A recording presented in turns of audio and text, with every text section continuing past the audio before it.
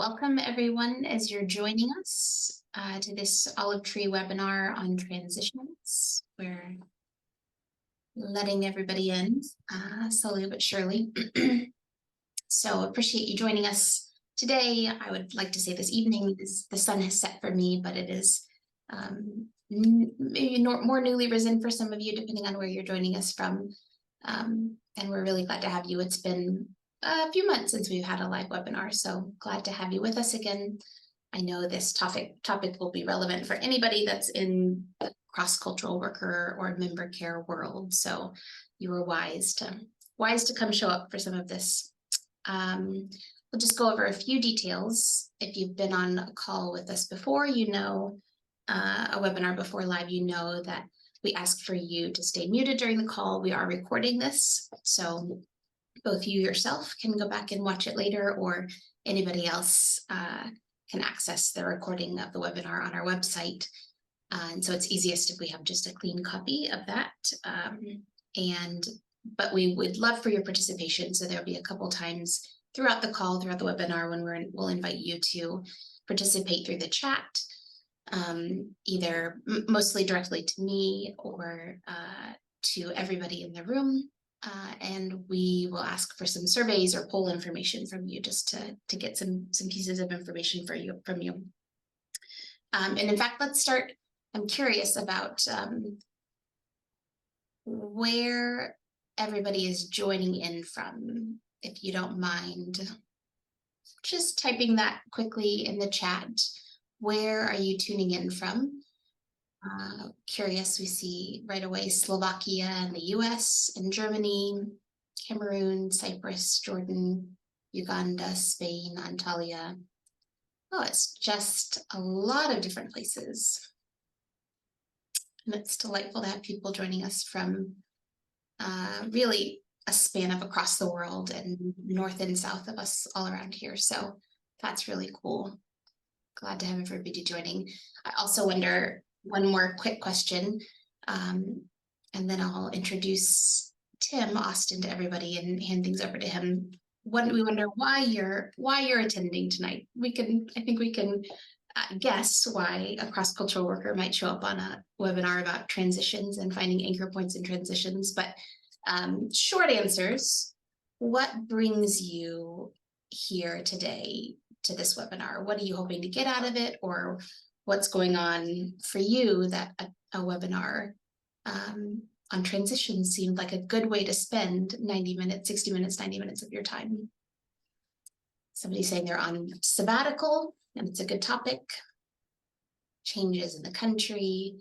Oh, moving back to the US after starting in the field more than 20 years ago.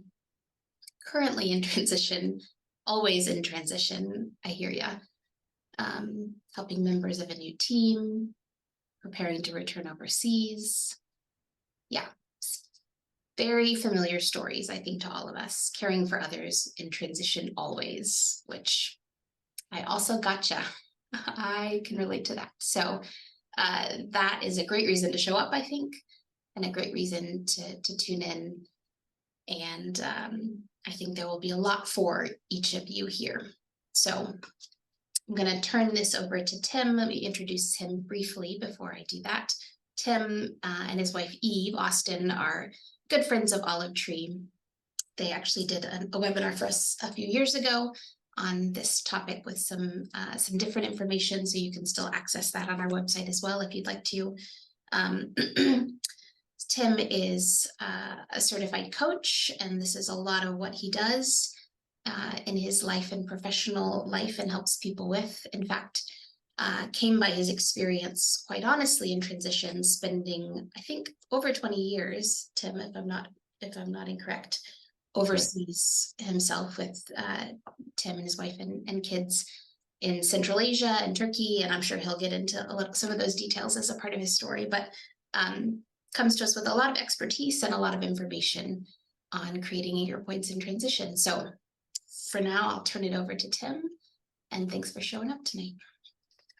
Yeah, thank you, Lisa. It's really good to be with you all today, and whatever time zone you're in. And it's I love this space. to be amongst friends, global workers, namely, and those who support global workers. And this is really my wife and I, our heart is, and even though we have been back stateside for about 7 years now, and that has never left us in terms of the work, the things we're passionate about, and the work we do.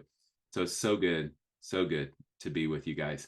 We're gonna dive in. Just wanted to just say thank you again, Lisa, for having me be able to share on this topic that I love sharing about. And it does come out of my personal story and journey of life overseas, and big transitions and small transitions and everything in between. And we all know that life really is in the transitions. I think I've heard that somewhere before. I think there's even a book that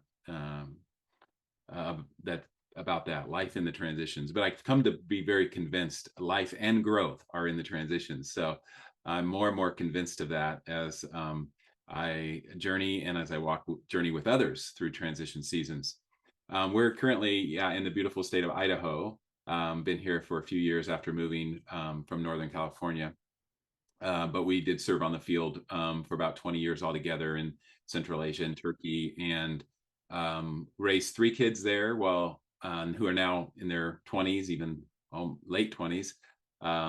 And we have one 5-year-old grandson and one brand new baby granddaughter, just a few weeks old. Naomi is her name. And so we're just in that season of kind of the sandwich generation, though, because we've got aging parents we're supporting as well in this season. So spend a good amount of time just in terms of our work, both my wife and I, supporting and resourcing global workers through coaching and counseling. My wife, as Lisa mentioned, we've had a connection with Olive Tree. My wife has partnered with them in some of the counseling she does, and so we're just grateful for the work and the service, invaluable service that Olive Tree provides for cross-cultural workers. So important. But for fun and relaxation, we get to explore all the hiking trails, fishing streams, kayaking waters of Idaho, in which there are many. So we're still exploring, still in those early stages of that. We're gonna dive in. As we dive in, I'm gonna frame this around what I call 5 anchoring questions for transition seasons. And bear with me for a little bit, because it's going to sound kind of maybe philosophical and at first, but the questions themselves might sound like that. But I believe in the hope that we're going to get more practical as we go on here. But those questions are, where am I? How did I get here?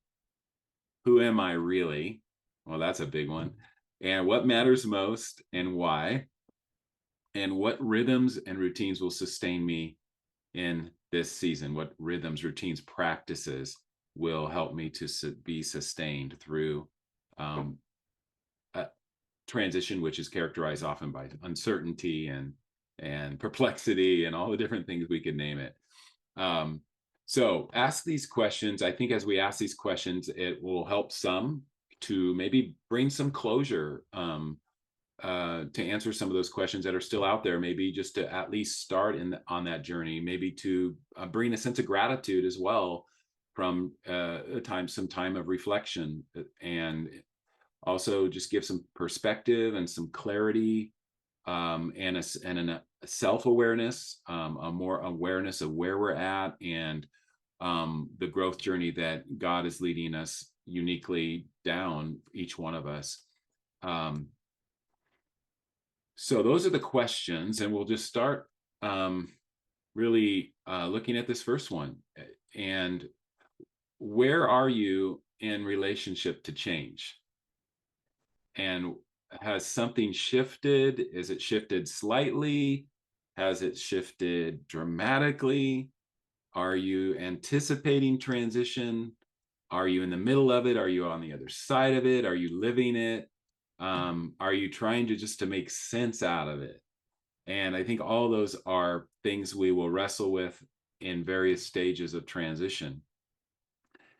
Um, I do like this quote by William Bridges in his book The Way of Transition. Transition, on the other hand, is a process of letting go um, of the way things used to be, and then taking hold of the way they subsequently become. In between the letting go and the taking hold again, there's a chaotic but potentially creative neutral zone where things aren't the old way, but they aren't really a new way yet either. So this three-phase process, ending, neutral zone, new beginning, or beginning again, is transition. And so there's the things that I want to highlight here. Just there's that letting go and taking hold. And some of the letting go can be around like identity issues, even really character and identity and purpose. And we're going to talk about that later, because I think that's a big one, especially in big transitions where there seems to be kind of a shedding or a stripping of what are some of the non-essentials or some of the baggage we've picked up along the way, we could say. So there's that letting go, and just as we dive into this, what are some of those non-essentials that you're deciding to let go of, or that you already have decided to let go of, or that you're helping others as they process? How do I let go of this? How do I let go to create space maybe for the new, and to let the create God's creative work unfold in my life? If I don't let go, what will that cost me? um and so there is a letting go, and there's a taking hold as well, and that's the new, and that's the creative piece. So if I think of, a ship with an anchor, if the ship is weighed down too much, it will be difficult to anchor. It just or the anchors we have um access to won't hold the ship in place. And so I think transition, that this whole idea of, or this imagery of anchors, can be really important for us to kind of wrestle with and get some clarity on what are those anchors in my life.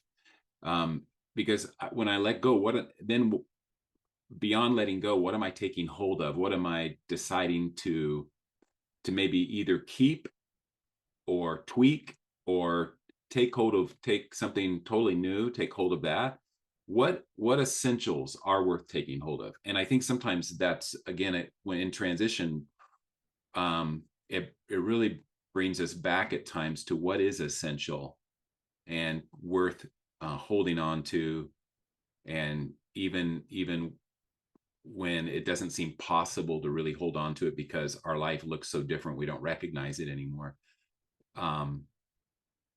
But I'm wondering, how does Jesus's invitation to that easy yoke apply here? And I think it can often really apply in transition. Transitions can feel really complicated, and they do get complicated. Um, but if we can take hold of that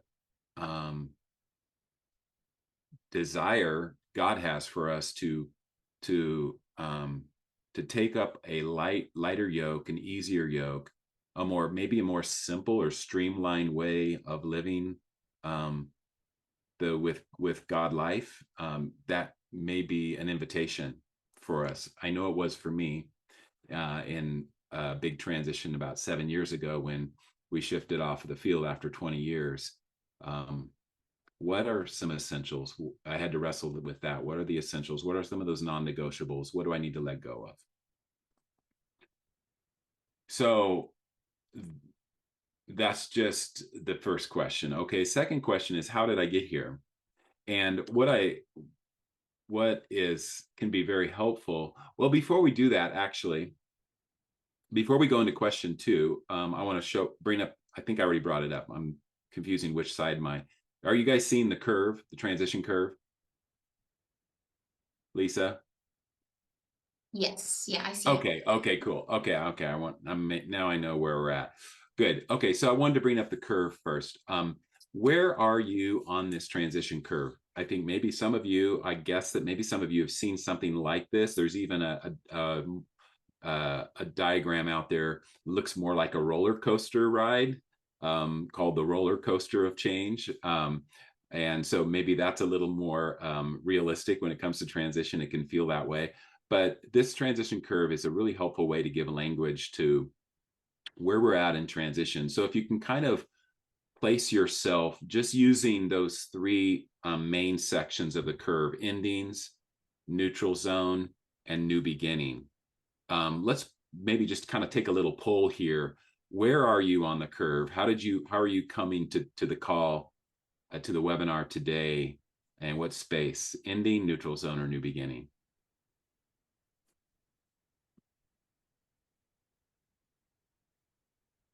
So almost everybody's responded, just giving everybody a minute more to think about Sure. it too. Yeah. Can you see the results of it, Tim? I cannot see the That's fair. results. Well, then I will share. So yeah, almost everybody's participated. About 20% are saying that they're in the ending phase. We've got Okay. close to 60% in the neutral zone, the messy middle, and another 15% are at the new beginning phase. So Okay. most of us are in that messy middle, and Yeah. another quarter of each or so are in the ending or the new beginning stage right now. Okay. Yeah. Yeah, and that's good to kind of see that. What that tells me is that nobody is alone here. We're among friends, and we're among people on similar journeys, um, in this process of getting from one side to the other. And yeah, so this also incorporates the idea that energy levels can can fluctuate in transition. So you'll see that little on the left side of that diagram, the energy gauge there. Where are you at with the energy piece too? It's another thing, and we can sometimes feel very low capacity when we're in that messy place. When we start to get some motivation and some hope and some encouragement around some new beginnings, that energy level can go up. But this just helps to give us language. And I'll say most of the time, if I'm coaching somebody through a transition, this just is so useful to just to start unpacking a story or debriefing it, and then giving some language to it. And you can do this on your own as well. You can do this with your spouse or a teammate or your team. But finding someone who can hold space for you too, to begin to kind of give language to transition, can be super helpful. Of course, there's so many ways we can do that with professionals too, as well as with counselors, spiritual directors, coaches.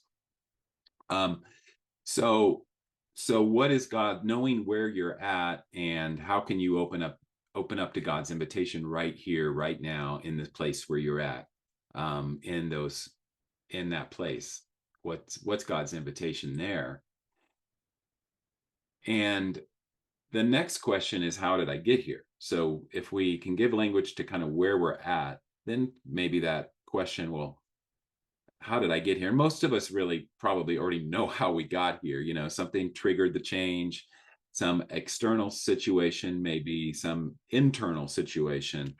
But oftentimes it can be like this, where we have our plans and we have our expectations, and uh, God's plans can look different or unfold differently, and the messiness of this can begin to become very apparent, that it's not just a straight trajectory. It's not, and I think most of us who've gone into this kind of work that we're in know that, have experienced that, and yet they can still catch us off guard, and stop us in our tracks, and really cause us to reevaluate or even question the Lord and his workings in these seasons, right? So what kind of transition are you experiencing? Is it a planned transition or proactive transition where you've really been able to maybe think intentionally, had some space, the gift of time and space to plan and be intentional around that. Yeah, let's just pull that up. Planned, unplanned, or reactive or internal. Where are you at?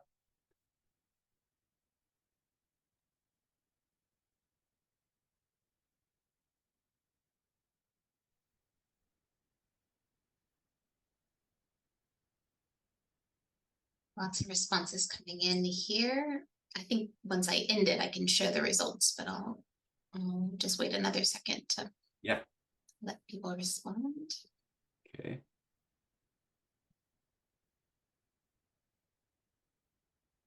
Sometimes it's hard to choose, by the way. It's hard to like maybe even pick between one of them, but just for the sake of, keeping it simple, Mhm.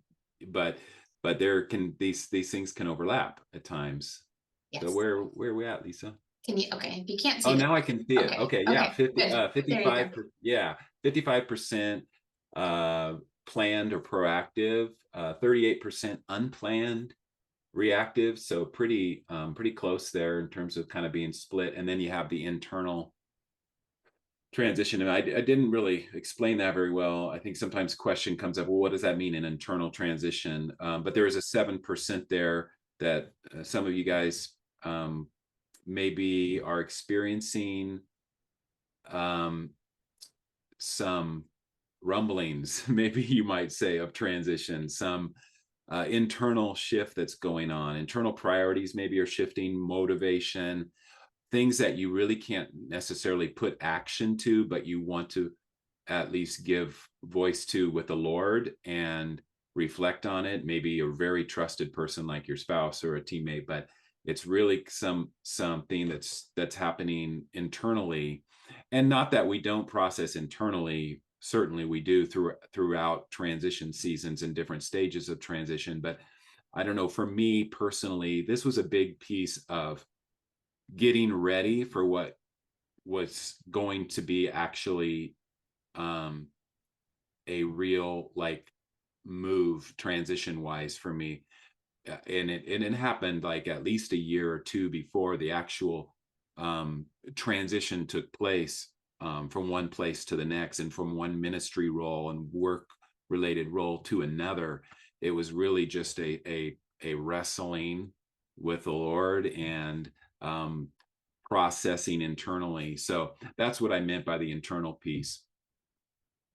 But each one, and it's a reminder, this is a reminder that no two transitions are the same.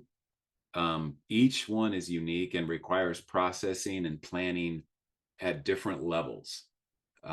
Sometimes it's really more of a debriefing, unpacking our story in one stage of the transition, but just deciding, I think in that process, acknowledging and deciding that where I am is right where God can meet me. And he can work with that wherever I'm at. He can work with that in the process of carrying me from one side to the other. And that should be hopeful. That should be encouraging. So let's talk about some issues just real briefly, because this is not an exhaustive list, but as I walk with and journey with others through transition in the coaching work that I do, a lot of these issues do come up: identity, purpose, like wholeness or health and healing. That could be physical, it can be spiritual, emotional, trust issues, some of the default behaviors that have been part of kind of my day-to-day life and work, values and behavior, just habits, behavior, how I respond to things. So these are all issues that are often addressed. You can probably think of more. If you do, feel free to put them in the chat. We chat and we can add them to the list. But any of these highlighted for you now and which ones. There, since we don't have time to kind of process all of these, I do want to spend a little time on identity, maybe because it's part of my story, but it's also very, very, especially in big, significant transitions. This is a thing. Identity and purpose tend to kind of come up together, and there, it kind of goes back to that letting go piece, and then embracing the new. So for me, it was a stripping away of kind of roles and titles, and what I thought people perceived of me and what I expected of myself, and just all of this got really confused. And after 20 years on the field, and then coming back to base stateside, it was just a huge shift for me in identity. And so I wrestled with that a lot. So the question becomes, who am I really? And again, going back to this pretty philosophical, this pretty deep here, but really I just want to touch on this identity piece and how important it is to wrestle with it and to get clarity during certain seasons of transition where we may feel less grounded and than we had before, and less anchored, if we will. So if you're familiar with anything that Henry Nouwen has wrote, there's some good, really great stuff out there. This I actually got from the Sacred Enneagram, and the author of that book had some quotes from Henry Nouwen in there talking about identity, and so and he talks about these three lies. But I would say just going back to identity, if there's an anchor for the anchors in our lives, I think it would be identity. If I could just choose one thing, I think it would be identity, because big life and ministry transitions are often characterized by a season of rediscovering and embracing our true selves, our true identity, who we are in Christ. And in the process of all of that, there's a shedding, there's a stripping away of false identities that have defined our lives, identities based on maybe what we have, what we do, and other people's perceptions and expectations. So in this whole process, we decide what's important, and we realign ourselves with God's truth about us. And so this identity becoming a heightened awareness of identity, of true identity, is what we're looking for, what we're searching for, along with some clarity around really what matters most, thinking of, in terms of priorities, values, non-negotiables. And that kind of prepares us to embrace change at a more practical level in terms of daily, weekly, monthly, just the rhythm and cadence of life, routines and rhythms. But going back to Henry Nouwen's work, he talks about these three lies, and the lies being, I am what I have, I am what I do, I am what other people say about me. And how and I think as I apply that, as I kind of wrestle with that in transition, I think that's what I was beginning. My story is, and maybe you have similar stories. I know there's similar stories with some of you out there, that you have this kind of stripping away of false identity, things we've maybe, anchored ourselves to that really aren't anchors at all. And just getting back to really what matters.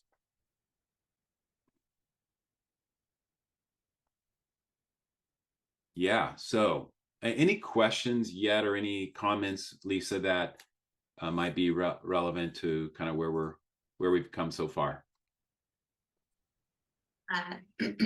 No questions yet. Feel free to Okay. pop them in right now if you're thinking about it. I will say, to a response to the poll earlier about what season of transition you're in, somebody said they selected one, but they thought they were going through all three at the same time. That's a lot of transition. That's a lot. Yeah, and somebody else just mentioned some of the problems or issues you go through in transition have to do with losses and grief connected to the transitions, which is Yeah, almost inevitably a part of transition, isn't it? for sure. And I appreciate that comment. That is so true. The loss and the grief. We could certainly add that to the list, um, and processing on that level. Yeah, and there'll be some time to for Q&A at the end. So yeah, Yes, sorry if I didn't mention that at the beginning, I'll just say it now. If you have questions throughout, or there will be certainly a time at the end, to go ahead and pop your questions in the chat, and I will either hold them to the end or you can just put them in at the end. great. So let's move on here to this fourth question. What matters most and why? So this is where we can get like really, kind of delve into this area of values.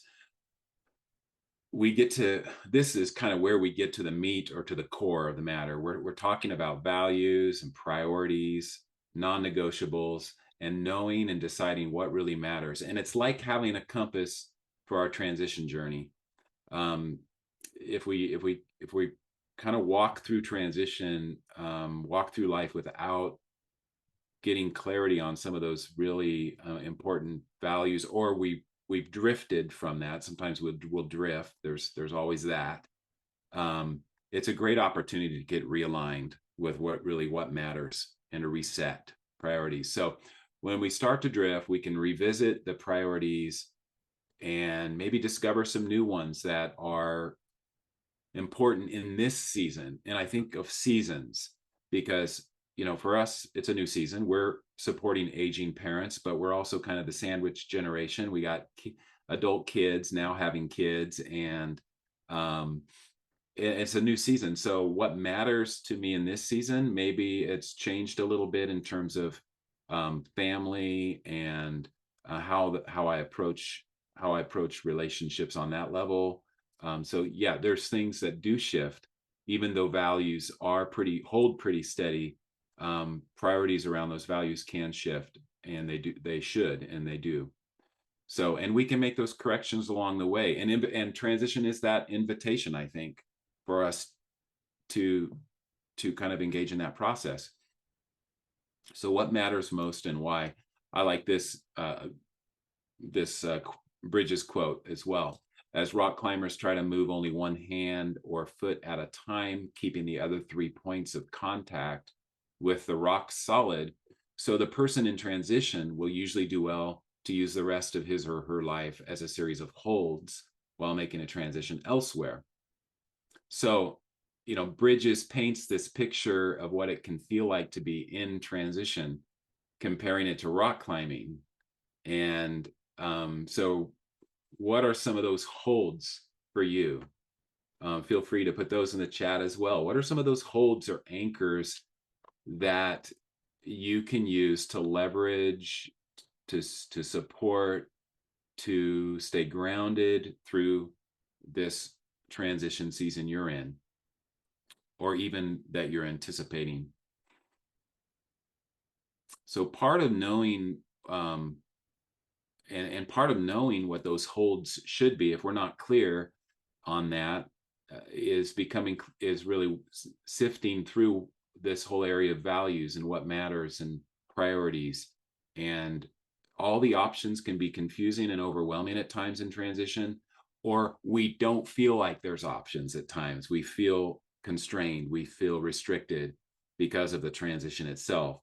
And it can be a tricky place to really do this work of kind of the values piece, but it can be so helpful to get in touch with the why at a values level.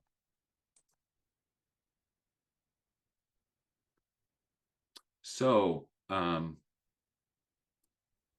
so let's talk about needs and values. I do want to say that this is a full assessment that I will often invite people to take. We're gonna kind of put a teaser out there today and give you an idea of what that could look like. But if this looks, as we go through it, and if it looks like something you'd like to take a deeper dive into, I have a way for you to do that as well. with a full on a needs and values assessment. And it can be a really rich area to just kind of to mine around in terms in transition. What are the needs and values that I have, and how am I embracing those in this season, or need to embrace those? And when we talk about needs, um, sometimes I think we feel kind of it doesn't feel good or right maybe to go there based on kind of our orientation as global workers, sometimes as ministry leaders, as just people who are serving. um, it's not about me, so why should we talk about my needs? But I'm talking about needs on a level of not so much wants are the icing on the cake. Well, God does enjoy giving us desires and wants, but really what we must have, needs are what we must have to feel safe, grounded, and satisfied. And so when you think maybe of Maslow's hierarchy of needs, you got the basic, really basic, at the bottom. But then as you go up, you have things like relationships come into play, social things that we need, to survive and to be satisfied. So as you go up, think of needs in that way, or think of Psalm 23. I like to think of Psalm 23 and um, God providing and supplying David's needs out there as he shepherded the sheep, as he watched over the sheep, that his needs were being provided at a basic level. I don't think it was just like, I'm sure he had lots of desires and wants on that weren't being fulfilled, but he had his needs were being met. Um, and so Psalm 23 is just a great example of a soul having its needs met, not necessarily all its wants and desires. And then there's values. So values point to more who we are, how we express ourselves after our needs are met. It can be challenging and tricky to live out of our values when some of those basic needs aren't being met. So needs in that case kind of come first, or at least lay some of that foundation for being able to live out our values. But there is a kind of an overlap and they are connected, and sometimes people even we can get caught up in too much trying to define what's a need and what's a value. So I don't want to go there. But the values do really point us to what matters, our priorities. So this little worksheet is like I was saying, kind of this is just a scratches the surface, but I think it's a good start, just kind of getting us in touch with what might be my top needs and my top values. And this is top 5 needs, top 5 values. What are those for me in this season? And what I'll say, we're going to just take maybe a minute or two for you to look at this. You feel free to put your top 5 needs, top 5 values, or just ones you want to share in the chat. If you do have a piece of paper, you can jot those down if you're in a place to do that. But as you look at this, what are your top 5 needs and top 5 values? Needs being the words on the left-hand column, values being the ones on the right. And you may even add to those based on some of your own values work you've done in the past. Maybe there's nothing there that really represents a certain value that you have. Just feel free to plug that in there. And like I said, was saying on the needs piece, there's overlap at times between needs and values. So, for example, let's use the word freedom. Some people say, well, that freedom doesn't feel like as a need as much as a value for me, and that's fine.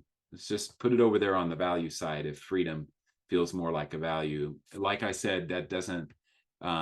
There is some overlap, and it's better if you just kind of look at them as a whole sometimes and say, yeah, that feels like a need as you process, and that feels like, yeah, this is a need for me, and this is more, no, this is really a core value. This is what I align my priorities with.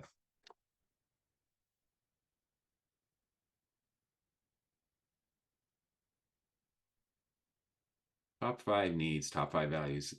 And yeah, if anybody put those in the chat, feel free to share those, Lisa. Yeah, there's a question specifically about, I don't know if it's on the list here, somebody's talking about hospitality, asking if hospitality would be more of a need or a value. And I would assume it depends on the person, but I'm curious what you think. Yeah, I think it could depend on the person. I would maybe lean toward a value more.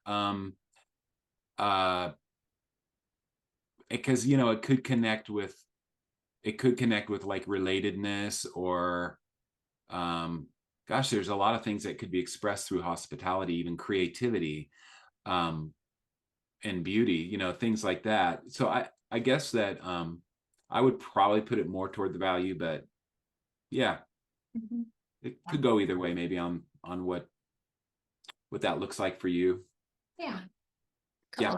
couple other responses under needs being acceptance, being needed, being loved, quietness, and ways to be creative. I like that there's a broad range there of needs. Yeah. Mm. Good.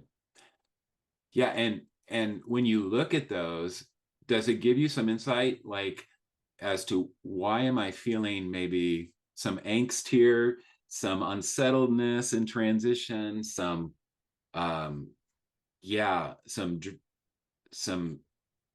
um drifting, because sometimes transition with all the upheaval, it can just feel like it's almost impossible to live out of our needs and values, to really have those met, and then to embrace our and to really engage with our priorities, because transition just kind of turns everything upside down at times.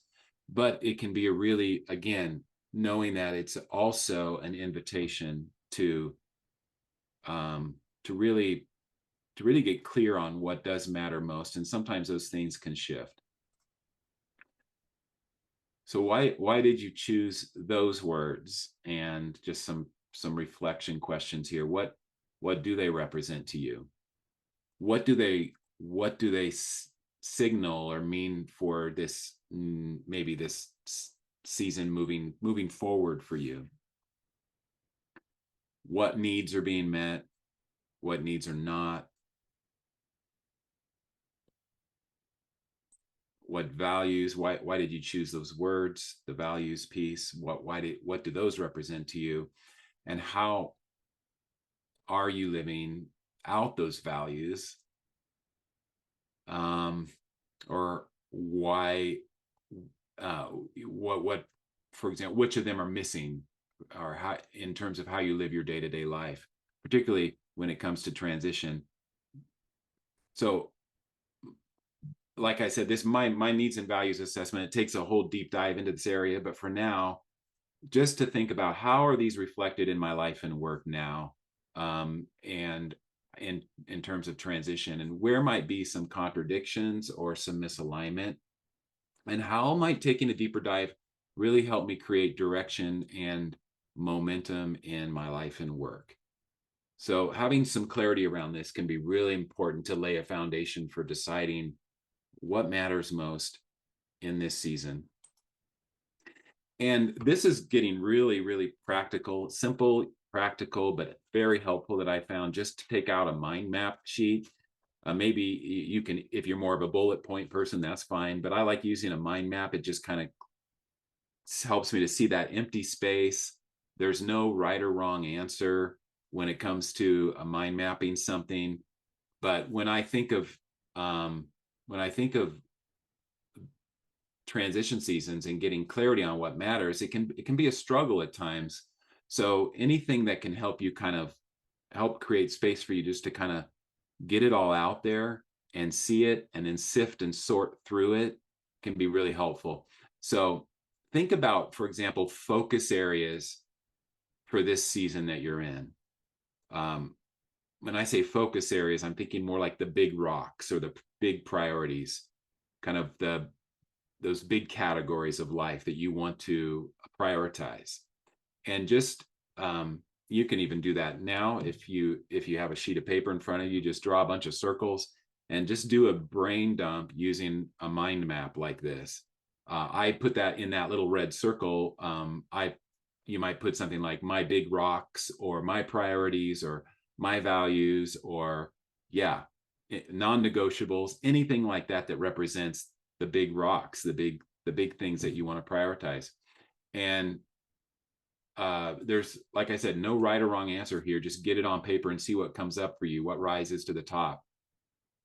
I find that when I do that, I can kind of sometimes I'll step back and look at that, and then I feel, oh, I can lump some of these similar activities and priorities together. Um, some of them I see, oh, they really reflect a felt need or a core value. I'm going to embrace that. This one doesn't feel as important right now. It's been important to me in the past, but maybe not right now so much. So, what does that point out for you as you would think through, as you would do something like this, uh, for a potential focus area in the season that you're in? And I like to look in like 30, 60, 90-day increments. So I know that, okay, this is not just me committing to forever. It's kind of, I'm going to review this. I'm going to step back, reflect and review this from time to time and see if those have shifted or changed, those big focus areas or those big rocks. So if you're in, and if you're still not sure as you do something like this, you can go back to your needs and values, and that can help you uh, uh, kind of align with, oh yeah, that's why that's important for me. Um, as as a next step, then you can decide on this. This would, I'm kind of getting ahead of my stuff, but as a next step after this, you could decide on maybe projects or goals for the next certain amount of a season. I like to use the quarterly and 90-day season, but sometimes transition doesn't allow us to think that far ahead. So it can be helpful to take shorter blocks of time. So where you're going here, where are we going here? We're talking about what's important now. So the needs and values. Then then we can look into, okay, based on those, what are the big rocks? What are my focus areas? And then we can go from there to even looking at, okay, out of those focus areas, what do I want to prioritize as projects and take actionable steps towards? But for me, for the focus areas, just to give you, an example of why this is so helpful for me, is I put there. This is one I did recently on my big rocks, and I just brainstormed everything, put everything out there that were the big priorities for me in this season. A lot came up, as you can see there, but I only highlighted some of them. Doesn't mean the others aren't important, but it means that I want to prioritize these areas. I found that rest and renewal, those kind of go together for me, so I lump them together. Ministry, business, kind of, again, there's a lot of overlap there, so I put those together. Aging parents, this is a season for really supporting aging parents and trying to do that well, so I want to embrace that. And then marriage and family. So those were the 2, 3, 4 areas that I want to land on for my next 90 days, and just embrace those. And then I'll revisit those. They're not set in stone, but and doesn't mean I won't be giving attention to the other things, but sometimes it just helps us to step back with limited energy, limited capacity, especially in transition, to see what is it that are the big rocks that stand out to me. So question, we're getting ready to wrap up here, but we got question 5 here. What rhythms and routines will sustain me in this season? And this is another great place to mind map, by the way. It can be a really just a kind of the next step to mind map. As a pattern of life, am I living with healthy rhythms of work, rest, solitude, community, recreation, and worship? And this question kind of stops me in my tracks every time. It was first brought up to me, I think, in one of the traction conferences that Catalyst International sponsors in Switzerland. And I was there, and this question came up, and it just is a question that can be just, yeah, Is it as a pattern of life? And you're like, what pattern? This is transition. There's no pattern. It's all been thrown out the window, right?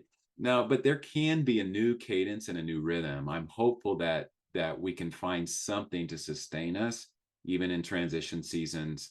It can look different, feel different, but can be something sustainable, even if it's more of a temporary kind of solution. So like I said, this can be a great place to mind map as well.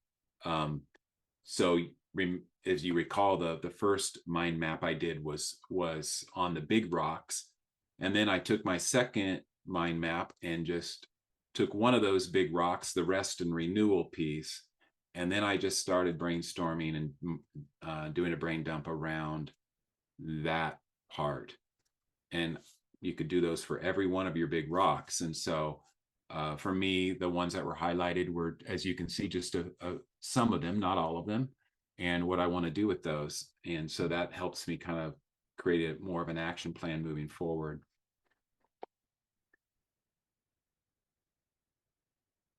So establishing rhythms and routines, I think these just are some good guidelines, especially in transition where capacity and energy and maybe even direction feels limited. What is manageable and realistic? And are these rhythms and routines realistic, sustainable in this season? And can I align them with my needs and values? I would say consider habit stacking, and that's something, just as an example of that, can be where can you get a win-win? For example, someone mentioned walking in a recent workshop that I did. I like to walk. Well, okay, but I like to pray. Well, can I pray and walk? Just something simple like that, where these are values for me. These are important to me.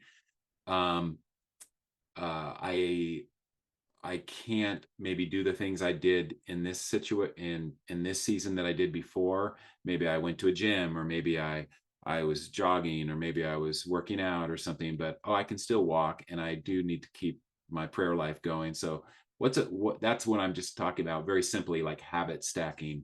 Where can I kind of push for these win-wins in transitions when and get creative, yeah, around that. And then just, I think um, this last bullet point here, develop a practice of regular review. This is the rhythm which holds all the rhythms together.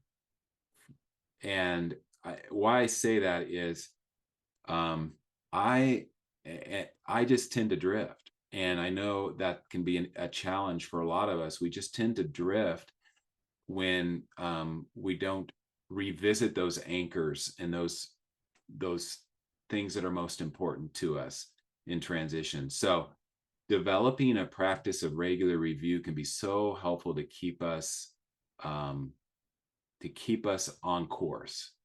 And I have a set of questions that I like to pull out weekly that help me just to revisit that and re-anchor myself in those areas of needs and values, routines and rhythms that flow out of that. And I can make that reflection sheet available, Lisa, to you, so you could send that out to folks who are interested. Just a very simple set of questions that can be helpful. Maybe you already have something you use, and that's great, but I would really recommend to spend that time of regular review. It is, I think, a rhythm. It's become a rhythm for me that kind of holds all the other things together, the glue, so to speak.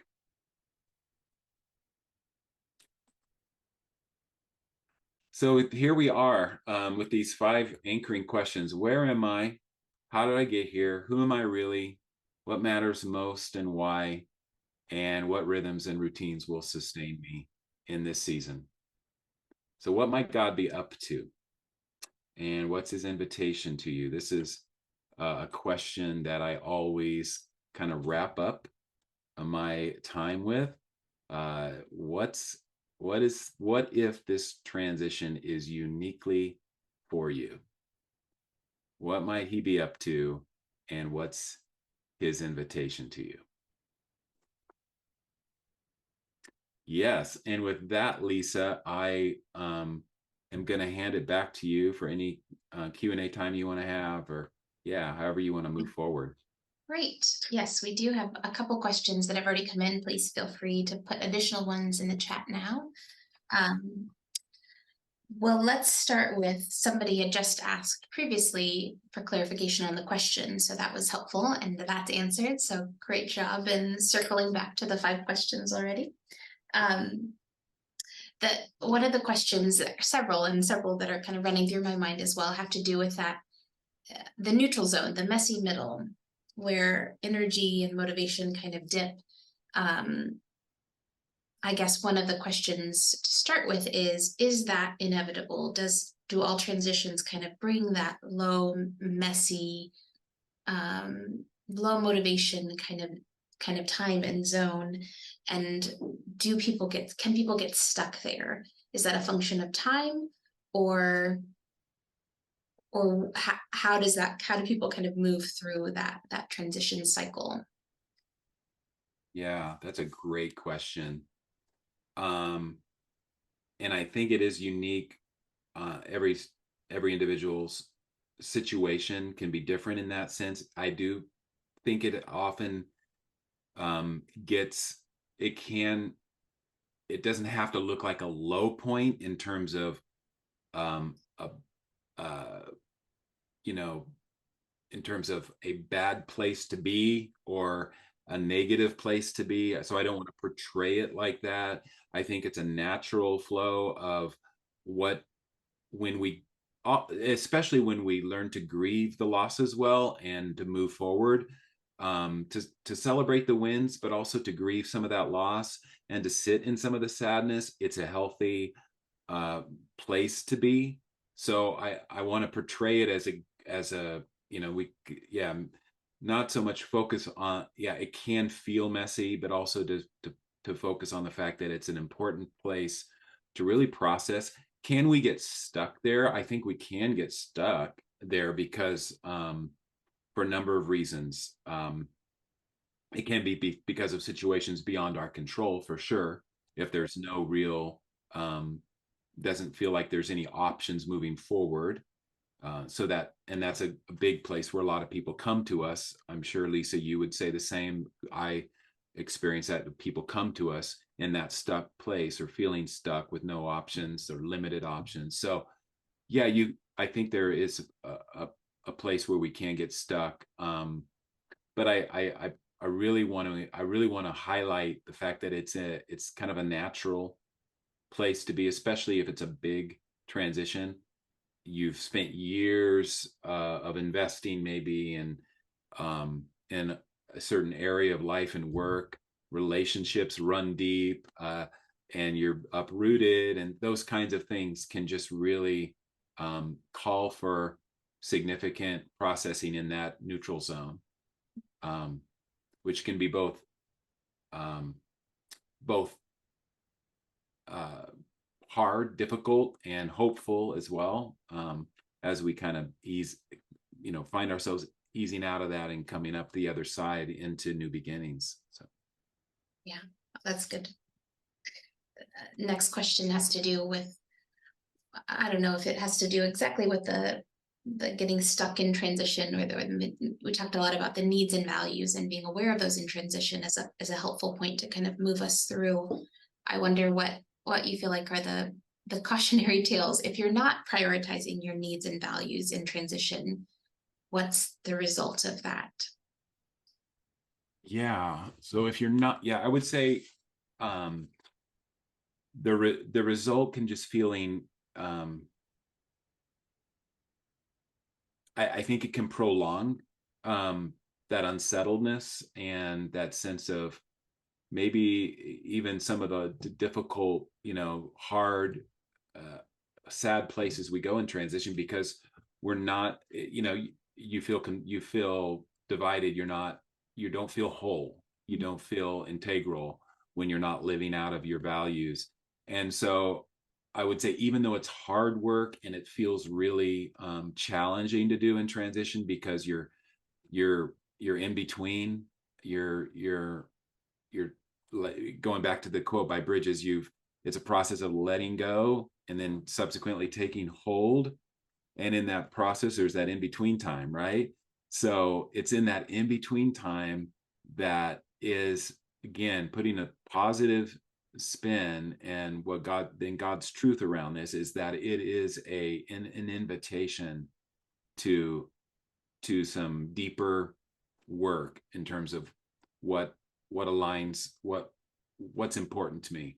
So, and what's important in God's priorities for me in this season of life. So I guess I would say, what happens is we just can prolong the stuckness at times, and then, or we can't think, or we come out of that into a new season. And if we haven't spent time really aligning ourselves with what matters, and re-engaging with our priorities and kind of correcting some of that drift, then we just are kind of living out. We'll be going into something and living out maybe with some of the same default behaviors and approaches to life that really haven't worked for us in the past. But it's kind of all we've known, and we haven't, really invested in taking the time to do anything different. Well, that's excellent. Thanks. Next question. Somebody said the idea of needs is what we must have to feel safe, grounded, and satisfied. They said, I can see a secular, non-Christian way of pursuing these things: safety, groundedness, or satisfaction, which could be selfish and narcissistic. How do we avoid that trap and understand these things in a Christ-centered way, in which we're called to a cruciform life that accepts the cost of discipleship? So how do you balance the cost that we're inevitably asked to pay, and seeking maybe some of that safety and groundedness as well? Yeah, that is something I think we all will wrestle with at times as we serve the Lord and follow him in difficult places, and being called into these difficult places in serving him. So I don't think there's an easy answer to that, other than maybe pointing back to what does it look like from us. This would be a whole new another workshop or webinar, right? What does it look like to live out of those biblical values? What does that look like from a scriptural standpoint of having my needs met, of a God who does meet my needs and also calls me to a life of sacrifice and service? Boy, that's a challenging one. I would invite whoever asked that question, invite you to do some deeper work with that, and I'd love to engage with you on that more. I've engaged with it at some level. I feel like now that I'm back in the States, I realize, oh yeah, I have a lot of comforts available to me, and they are things that I'm aware of that can deter me from a life of really, or the things that can entice us, right? And that's just not because I'm here. It can be just part of a season of life you're in, or whatever. But I really feel like that it's both and so how do we embrace a God who and acknowledge and embrace that God wants to meet our needs, like going back to Psalm 23, right? And give us the desires of our heart in that whole area, and yet also realizing that he calls us to sacrifice and service. And there will be seasons in our life when we will feel lack, and we will feel that to embrace my need at this time would not be best for everyone involved, including myself. So there are choices that we make in that, for sure, that are hard choices. Not sure I gave an answer on that, or it was more of just a reflection, but I just was about to say, I appreciate that. That's a complex question. There's so many layers to it, and it deserves a complex answer. And I think, to your point earlier, being aware of your needs and values, there's still benefit to them, even if you recognize this is a season when those are not necessarily easy to meet or being met, or that my service to the Lord requires some sacrifice of them. Right. Yeah. Good. Yeah. Next question. Have you used any regulating or regulation or grounding sort of techniques or movements, providing debriefing meetings or coaching meetings in seasons of transition? Um, Say they specifically mean being an external regulator in meetings with workers. I what's Does that make sense? I'm not quite Sure. in I, terms of, yeah, go ahead. yeah, I'm reading that as kind of helpful mindfulness or grounding sort of techniques that you use or help guide people through in your coaching, or if you're debriefing somebody who's in transition. How do you help them to kind of regulate or provide some sense of groundedness, anchor points, maybe even in the room with somebody at any given point, or in the Zoom room with somebody at any given point? Are there any techniques that you use Oh, okay. along Yeah, those I hear lines? you. Yeah, I Forgive hear me if you. that's not what you're asking. I think, yeah, like breathing techniques, they're clarifying. So I think that's what we're Gotcha. looking Oh, for. okay. Yeah, things like, yeah. Mhm. Yeah. Yeah, I will we'll do pause depending on what how people are, how comfortable they are with breath prayers and pauses and things like that. For sure, I think those can be super helpful for grounding, visualizing, um, from a story of how Christ meets us or has met us in a certain place, kind of putting some imagery to that. Yeah, all those things I think can be very helpful in grounding. And depending on a person's comfort level, definitely utilizing those in coaching and in counseling can be super helpful. Debriefing, especially unpacking one story. I think we tend to lose sight of how we can forget or lose sight of how God has met us in certain seasons that have been challenging and hard transition seasons, in particular, since we're talking about transition and yeah, how that can look. Even like I use the imagery of a river and getting a river that's you know full of dangers and obstacles and yeah, how do you see yourself getting to the other side of that river?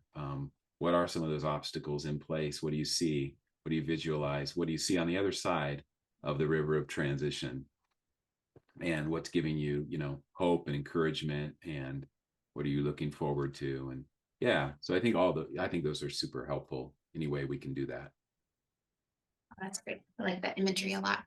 I'll just also give a quick plug here for if you're looking for some help with the sort of breathing or relaxation, grounding techniques.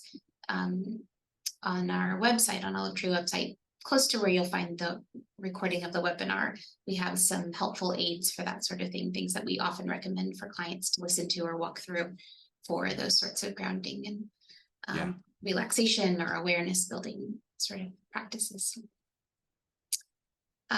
Somebody else is interested in the list of review questions that you mentioned, the reflection sheet you mentioned earlier, I think. So maybe we can just mention how that will become available. Is that something that we can provide with the recording later on the website, or something we can email to participants? You could do both. Yeah, either way, I'll make that available to you, Lisa, once we hop off the call here. So and you can send it out and however people can access it. So, Yep. okay, then what we'll probably plan to do is upload copies of that along with recording on the website in just a few days, so you can check back there. If for some reason you don't catch it, feel free to email us and we'll make sure you get a copy.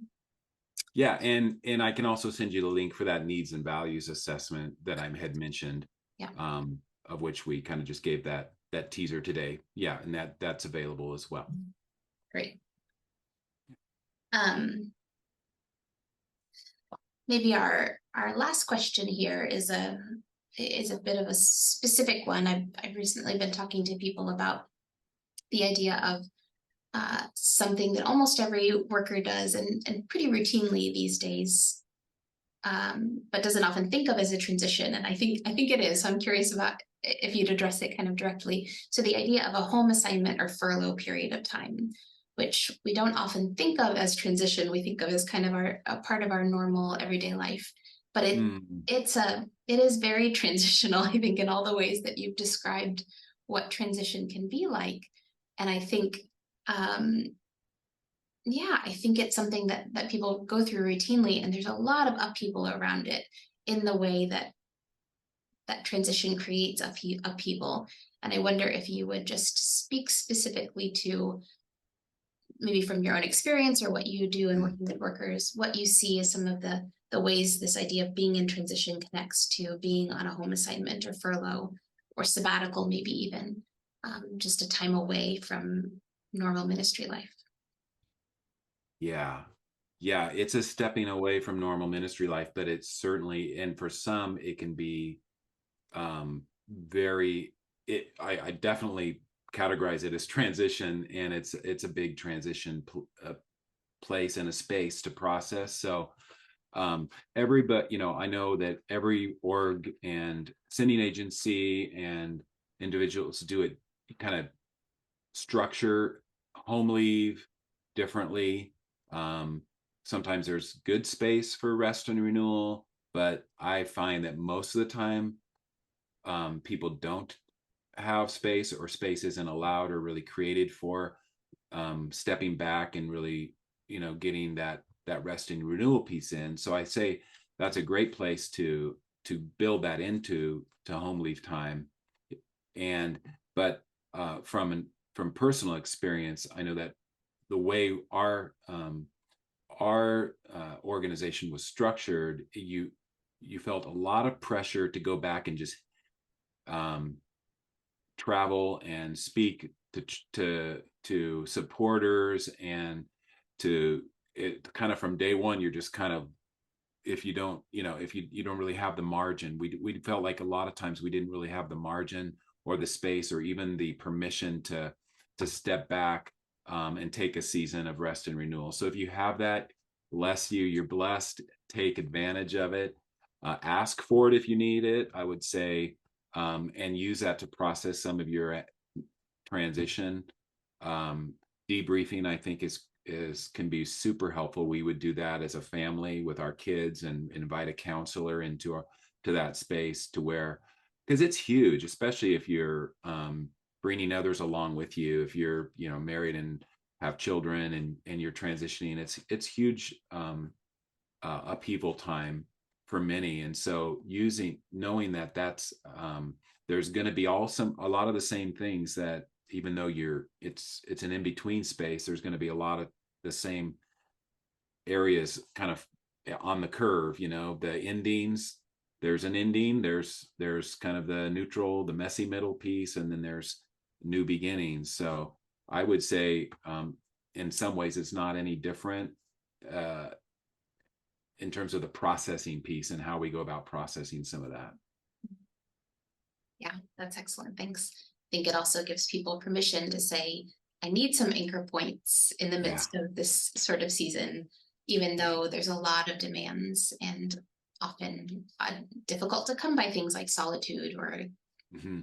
consistent community or that sort of thing. It's just an area where, yeah, if we could view it as a transition and something that we need to have anchor points in, maybe would take a little bit more initiative, I think, in structuring it in a way that's not, it's not just happening to us, which I've absolutely been guilty of, Yeah. but Yeah. really taking care of ourselves and the process in the midst of that sort of season.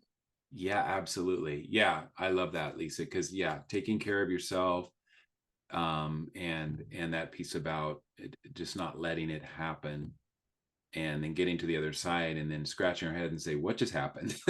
So Yes. Yeah, absolutely. All right. Well, I think that's a huge amount of content, lots of things to think about. Really helpful. I appreciate really the helpful activities and ways to think about. I really appreciate that visual of transition as a river too, and walking through that as a visualization project. I think I'm going to steal that yeah. um, with people too. That's a really cool way of thinking about things. So thanks, Tim, a lot for showing up today and giving us some really concrete information to take with us from here into transition. Thanks everybody for coming. And yeah, if you want to access the recording or these handouts we're talking about, pop over to the Olive Tree Counseling Center website, olivetreecounseling.org, excuse me, in a day or two, and it'll be up there for you and available. Thank you, Lisa. My pleasure. Great to be with you all.